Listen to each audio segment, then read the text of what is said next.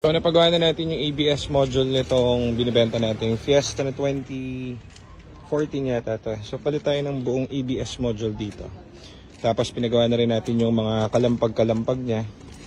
So ang pinalitan din natin dito is yung TCM niya. Kaso lang yung TCM niya to, yung si transmission control module, walang S. Kasi nakuha namin yun dun sa isang ano.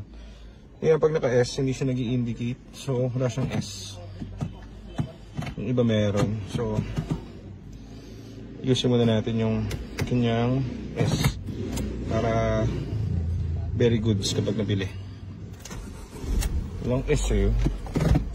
Kapag walang S yan, so may problema kayo dyan sa, ang hanapin nyo dyan is TCM, yung transmission control module ng computer. So hindi indicated yung sa S nya. Maandar to, walang kalampag and everything, maganda yung shifting. Hindi na updated yung S nya.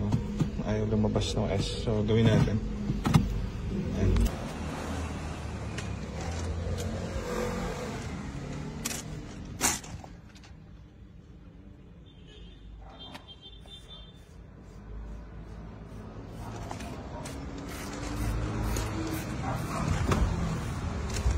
Ford Fiesta na 2014. So re-reprogram na natin yung TCM. Sana bumalik yung S nya para all good sa yung trani nito. Wala ka nang hanapin pa.